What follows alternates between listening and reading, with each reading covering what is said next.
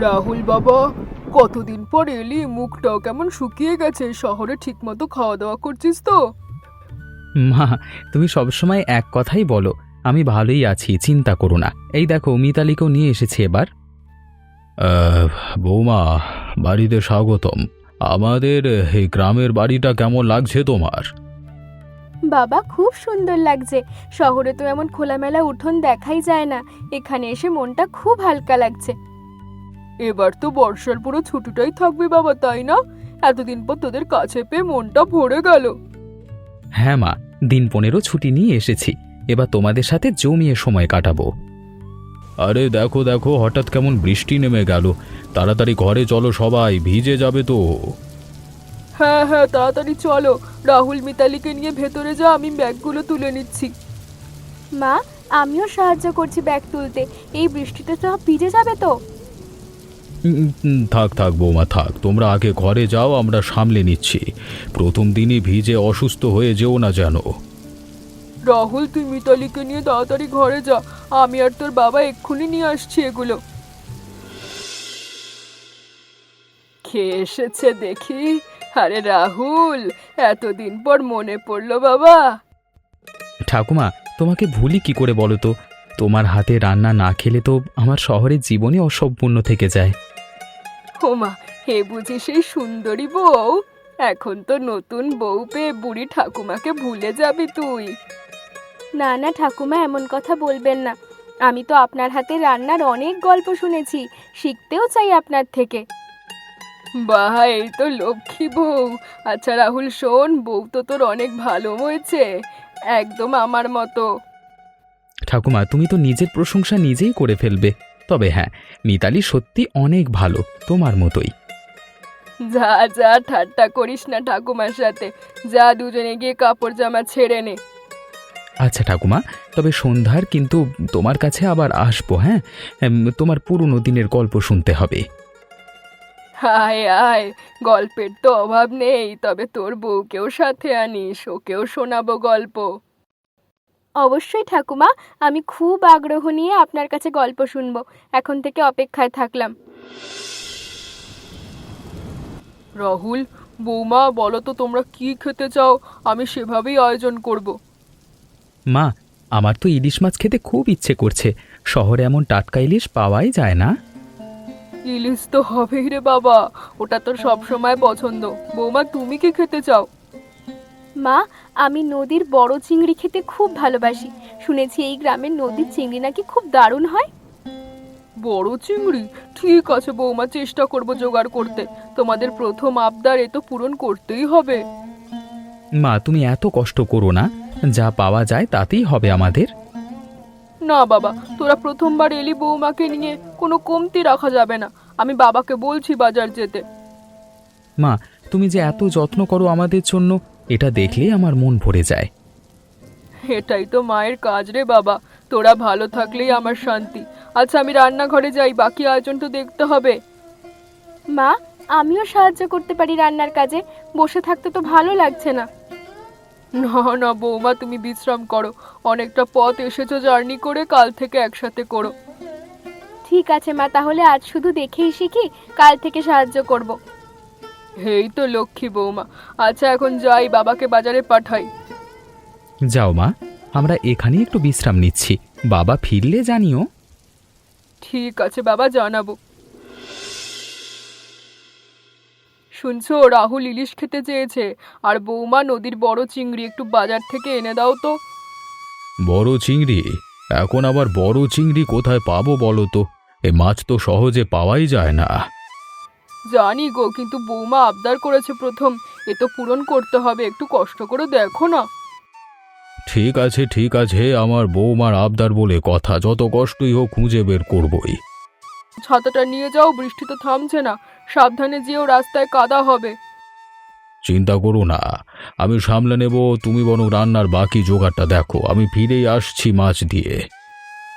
ঠিক আছে, সাবধানে যাও। নিতাই, এক কাপ চা দাও তো, হাঁটতে হাঁটতে গা ঠান্ডা হয়ে গেছে। বসুন বসুন সুবলদা, কি খবর বলুন? এই বৃষ্টিতে বেরিয়েছেন যে? ছেলে বৌমা এসেছে শহর থেকে, তাদের জন্য বাজারে যাচ্ছি মাছ কিনতে। ইলিশ আর বড় চিংড়ি চেয়েছে ওরা। বড় চিংড়ি? সুবলদা, এই বৃষ্টির সময় বড় চিংড়ি পাওয়া তো বেশ কঠিন। আমাদের এই বাজারে তো সচরাচর পাওয়াই যায় না। তাহলে কি করি বলো তো? বৌমা প্রথমবার আবদার করেছে, ফিরিয়ে দিতে তো মন চাইছে না। আপনি বরং পাশের গ্রামের ওই বড় হাটে যান, ওখানে জিনিসপত্র অনেক বেশি পাওয়া যায়, নিশ্চয়ই কিছু একটা মিলবে। ঠিক বলেছ নিতাই, চাটা শেষ করি, পাশের গ্রামের হাটের দিকে রওনা দেব তাহলে। সাবধানে যাবেন সুবলদা, রাস্তা কিন্তু এই বৃষ্টিতে পিচ্ছিল হয়ে থাকবে। হ্যাঁ, ধন্যবাদ নিতাই, তোমার পরামর্শটা কাজে লাগবে। চাটাও দারুণ হয়েছিল আজকে। হ্যাঁ, আপনার জন্য সময়টাই সেরা, মানে সবসময় সেরাটাই দিই সুবলদা। আর যান যান, বৌমার আবদার তো পূরণ করতেই হবে। হ্যাঁ, তাই তো যাচ্ছি। আচ্ছা, চলি এখন। মিতালি, আমি একটু বেরুচ্ছি, বিজয়ের সাথে দেখা করে আসি। অনেক দিন হয়ে গেল ওর সাথে কথা হয় না। এই বৃষ্টিতে বেরোবে তুমি, আর আমাকে একা রেখে যাচ্ছ প্রথম দিন? আরে চিন্তা করো না, তুমি তো ঠাকুমা আর মায়ের সাথেই আছো। আমি বেশি দেরি করব না, ঘন্টাখানেকের মধ্যে ফিরে আসবো। ঠিক আছে, যাও, সাবধানে যেও আর তাড়াতাড়ি ফিরো, একা লাগবে আমার। ঠিক আছে, তুমি ততক্ষণে ঠাকুমার সাথে গল্প করো, ফিরে এসে সব শুনবো তোমার কাছে।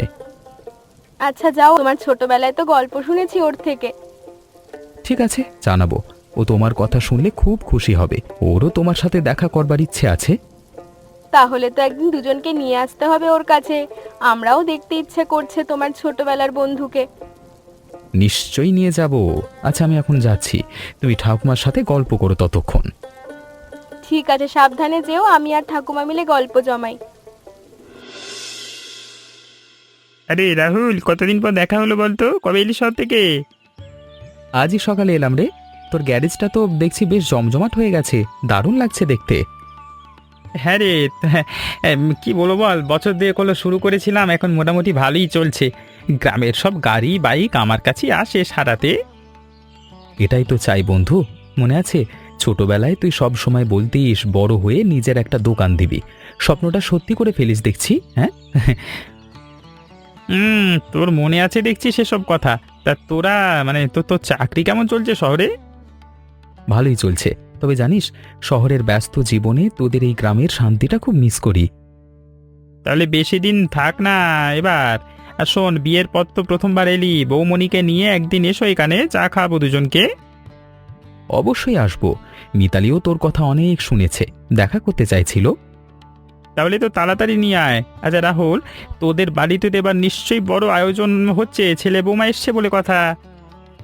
হ্যাঁ রে, মা তো ইতিমধ্যে বাবাকে বাজারে পাঠিয়ে দিয়েছে ইলিশ আর বড় চিংড়ি আনতে। মিতালি চিংড়ি খেতে চেয়েছে। বড় চিংড়ি এই বৃষ্টিতে পাওয়া তো একটু কঠিনই হবে মনে হয়। তোর বাবা কি বেরিয়েছেন এতক্ষণে? হ্যাঁ, বেরিয়েছেন, দেখি কি নিয়ে ফেরেন। আচ্ছা বিজয়, অনেকক্ষণ হয়ে গেল, বাড়িতে চিন্তা করবে। ঠিক আছে, যা তাহলে, খুব ভালো লাগলো দেখা হয়ে। আবার আসিস কিন্তু এই কদিনের মধ্যে। হ্যাঁ, নিশ্চয়ই আসবো। তোর গ্যারেজে সাফল্য দেখে সত্যি গর্ব হচ্ছে বন্ধু। তোর উৎসাহী তো এসব সম্ভব হয়েছে রে। ছোটবেলায় তুই তো সবসময় বলতিস আমি পারবো। আর তুইও তো পেরেছিস, দেখ। চলিয়ে বড়। হ্যাঁ, বাড়িতে সবাই অপেক্ষা করছে হয়তো। ভাই, ইলিশ মাছ আছে? আর বড় চিংড়ি পাওয়া যাবে কোথাও? এই দোকানেও তো নেই, ওই দোকানেও নেই। আজকে তো দেখছি পুরো বাজারটাই খালি। বৃষ্টির জন্য মনে হয় মাছগুলো কম এসেছে। নিতাই তো বলেছিল পাশের গ্রামের বড় হাটে গেলে পাওয়া যাবে। চলো এবার সেখানে দেখে যাই। মেয়েটা প্রথমবার এসেই এমন একটা আবদার করলো, কি করি বা না করি বলো তো? আশা করি ওই হাটে গিয়ে অন্তত একবার ভালো মাছ পাওয়া যাবে। দাদা, বড় নদীর চিংড়ি হবে, খুব দরকার আছে, ছেলে বৌমা বাড়িতে এসছে। কি লাগবে দাদা? ইলিশ তো টাটকা আছে, আজই এসেছে নদী থেকে। ইলিশ তো লাগবে, কিন্তু বড় চিংড়ি আছে কি আপনার কাছে? অনেক জায়গায় খুঁজেও পেলাম না। না দাদা, এই বৃষ্টিতে বড় চিংড়ি এবার একদমই ওঠেনি নদীতে, তবে কুচো চিংড়ি আছে বেশ ভালো, নিয়ে দেখুন। আচ্ছা, তাহলে ইলিশটাই দিন, আর কুঁচো চিংড়িও কিছুটা দিন। খালি হাতে তো ফিরতে পারি না। ঠিক আছে দাদা, ভালো করে বেছে দিচ্ছি। এই কুচো চিংড়িও কিন্তু খেতে দারুণ। ধন্যবাদ ভাই, আশা করি বাড়িতে সবাই এটা দিয়ে খুশি হবে। চলো এবার, বৃষ্টি বারবার আগেই ফিরতে হবে। সাবধানে যাবেন দাদা।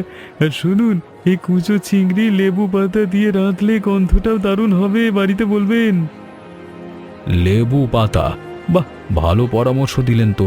বাড়িতে গিয়ে বলবো এভাবেই রাঁধতে। হ্যাঁ, আমার স্ত্রীও এভাবে রাঁধে, খুব ভালো লাগে খেতে। আপনার পরিবারও নিশ্চয়ই পছন্দ করবে। ধন্যবাদ আপনাকে। শুধু মাছ না, ভালো একটা রেসিপিও পেয়ে গেলাম। চলে এবার, ভালো থাকবেন। দাম নিয়ে চিন্তা করবেন না, বৃষ্টি দিনে একটু কমিয়ে দিচ্ছে আপনাকে। খুব ভালো লাগলো আপনার এই ব্যবহার দেখে। এই গ্রামে এলে আবার আসবো আপনার দোকানে, ঠিক আছে?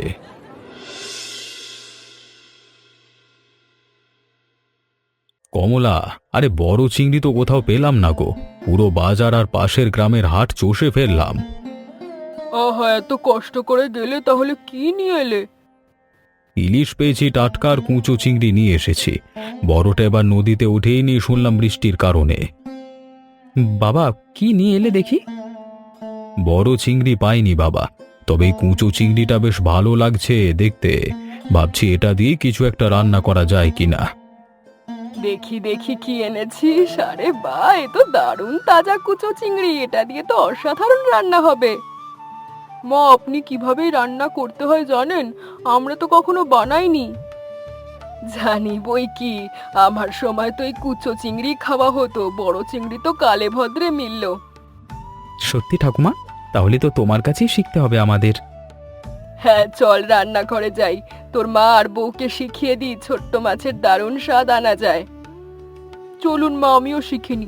এমনিতেই নতুন রান্না করতে আমার ভালো লাগে। তোমরা সবাই যাও রান্নাঘরে, আমি এদিকে জামা কাপড় বদলে একটু আশ্রয় নিই, মানে বিশ্রাম নিই। হ্যাঁ, তুমি বিশ্রাম নাও, অনেকটা পথ হেঁটেছো আজ, আমরা রান্নাটা সামলে নিচ্ছি। ঠিক আছে, তবে রান্না হয়ে গেলে আমাকেও ডেকো, আমিও দেখতে চাই কেমন হয় এই কুঁচো চিংড়ি রান্না। বাবা, তুমি তো এত কষ্ট করে মাছটা নিয়ে এলে, তোমাকে না ডাকলে চলে নাকি? ঠিক আছে বাবা, তাহলে যাও এবার, আমি একটু বিশ্রাম নিই। শোনো বৌমা, কুচো চিংড়ি রান্না করতে হলে ভালো করে ধুয়ে লবণ মাখাতে হয়। তারপর ঠাকুমা, কি কি মশলা লাগে এতে? পেঁয়াজ, রসুন, কাঁচা লঙ্কা কুচি করে কেটে সর্ষের তেলে ভালো করে ভাজতে হয়। তারপর এতে চিংড়িগুলো দিয়ে কষাতে হয়। মা, ঝাল একটু বেশি দিলে কেমন হয়? রাহুলের তো ঝাল পছন্দ। হ্যাঁ, তা দিতে পারো, তবে বেশি ঝাল দিলে চিংড়ির আসল স্বাদটা নষ্ট হয়ে যায়। মাঝারি ঝালেই ভালো লাগে। ঠাকুমা, আমি কি একটু সাহায্য করতে পারি? শিখেও নেব। অবশ্যই বৌমা, এসো আমার পাশে দাঁড়াও, দেখে শুনে নিও। ঠাকুমা, প্রথমে কতটুকু তেল দিতে হবে বলুন, আমি মেপে দিচ্ছি। বেশি তেলের দরকার নেই, অল্প তেলেই ভালো হয়। বেশি তেল দিলে চিংড়ির স্বাদটা হারিয়ে যায়। মা, আপনি সবসময় এত সহজ করে বুঝিয়ে দেন, খুব ভালো লাগে। এসব তো আমার নিজের মায়ের থেকেই শেখা। রান্নার এই জ্ঞান তো প্রজন্মের পর প্রজন্ম চলে আসছে। ঠাকুমা, তাহলে আজ থেকে আমিও এই ধারা চালিয়ে যাব। আপনার শেখানো এই রেসিপি আমিও আমার মেয়েকে শেখাবো একদিন। এই তো লক্ষ্মী কথা, বংশ পরম্পরা এভাবেই তো ঐতিহ্য টিকে থাকে। মা, আমিও তো আপনার কাছ থেকে অনেক কিছু শিখেছি বছরগুলোতে। আপনি না থাকলে আমিও এত ভালো রাঁধতে পারতাম না। তুমিও তো কম যাও না বৌমা, আজকের এই রান্নাটাও তোমাদের দুজনের হাতেই তৈরি হচ্ছে। ঠাকুমা, এবার কি চিংড়িগুলো কড়াইয়ে দেওয়ার সময় হয়েছে? হ্যাঁ মা, এবার দিয়ে দাও। আর মনে রেখো, বেশি নাড়াচাড়া করলে চিংড়ি ভেঙে যাবে, আস্তে আস্তে নেড়ো। ঠাকুমা, এভাবে ঠিক আছে তো? আমি প্রথমবার করছি, তাই একটু নার্ভাস লাগছে। একদম ঠিক করেছো, চিন্তা করো না, প্রথমবার সবাই নার্ভাস হয়, আস্তে আস্তে ঠিক হয়ে যাবে। মা ঠিকই বলেছেন বৌমা, আমারও প্রথমে এমন লাগতো, তারপর সব ঠিক হয়ে গেছে। দেখো বৌমা, এখন তেলটা কেমন ছেড়ে দিয়েছে, এটাতেই বোঝা যায় রান্না কেমন হয়েছে। ঠাকুমা, গন্ধটা তো দারুণ লাগছে, আমার তো এখনই খেতে ইচ্ছা করছে। একটু ধৈর্য ধরো বৌমা, ভালো রান্নার জন্য একটু সময় লাগে, আর একটু নেড়ে নিলেই তৈরি হয়ে যাবে। ঠাকুমা, আপনার হাতের এই রান্নার রেসিপিটা আমাকে লিখে দেবেন, শহরে গিয়েও বানাবো। অবশ্যই দেব, শুধু লিখে দিলে হবে না, তোমাকে বারবার অনুশীলন করতে হবে। তাহলে তো আরো বেশি বেশি আসতে হবে এই বাড়িতে ঠাকুমা। এই তো লক্ষ্মী মেয়ের কথা। চলো এবার বাকিদের ডাকো, রান্না তৈরি হয়ে গেছে। এক্ষুনি ডাকছি ঠাকুমা। আজ প্রথমবার নিজের হাতের রান্নায় সাহায্য করলাম, খুব ভালো লাগছে। তুমি খুব তাড়াতাড়ি শিখে নিয়েছো, দেখলেই বোঝা যায় তোমার হাত ভালো। আপনার শেখানোর ধরনটাই এত সহজ ঠাকুমা, তাই বুঝতে পারলাম তাড়াতাড়ি। আপনাকে অনেক ধন্যবাদ। ধন্যবাদের কিছু নেই, এখন যাও সবাইকে ডাকো, রান্না ঠান্ডা হয়ে গেলে স্বাদ কমে যাবে। ঠাকুমা, আমি থালা বাটি সাজিয়ে দিচ্ছি, আর ততক্ষণে শেষ ছোঁয়াটা দিয়ে নিন। হ্যাঁ মা, শুধু একটু ধনেপাতা কুচিয়ে ছড়িয়ে দিলেই তৈরি হয়ে যাবে। ঠাকুমা, এই রান্নাটা দেখতে তো দারুণ হয়েছে, গন্ধে তো সবাইকে টেনে আনবে রান্নাঘরে। তাই তো চাই, চলো এবার সবাইকে ডাকি। বাবা, রাহুল, রান্না শেষ হয়ে গেছে, চলে এসো সবাই, খেতে এসো। ভালোই ডাকতে শিখে গেছো দেখছি বৌমা, আমরাও থালাগুলো মেঝেতে বসাই। বাহ, দেখতেই তো দারুণ লাগছে রান্নাটা। মা, তুমি সত্যি ওস্তাদ রাঁধুনি। সবাই এসো তো, এবার ঠান্ডা হয়ে গেলে স্বাদ কমে যাবে। রাহুল, ইলিশটা আগে নে। ঠাকুমা, তার আগে এই কুঁচো চিংড়িটা একটু দাও তো, দেখি কেমন হয়েছে। আরে বাহ, এটা তো সত্যি অসাধারণ। বড় চিংড়ির জন্য মন খারাপ করার কোনো দরকারই ছিল না। সত্যি মা, এই কুঁচো চিংড়িটা এত ভালো লাগছে যে বড় চিংড়ির কথা মনেই থাকছে না। জানো, হরের নামে ওই দোকানদার বলেছিল লেবু পাতা দিয়ে রাঁধলে গন্ধটা আরো ভালো হয়। মা সেটাই করেছেন দেখছি। হ্যাঁ হ্যাঁ, তোর বাবার পরামর্শটাই কাজে লেগেছে। লেবু পাতার গন্ধটাই তো রান্নার আসল রহস্য। সত্যি দারুণ ঠাকুমা, আপনি না থাকলে স্বাদটাই মিস করতাম। ঠিক বলেছ মিতালি, বাবা এত কষ্ট করে না গেলে, ঠাকুমা এই রেসিপিটা না শেখালে আজকের এই ভোজটাই হতো না।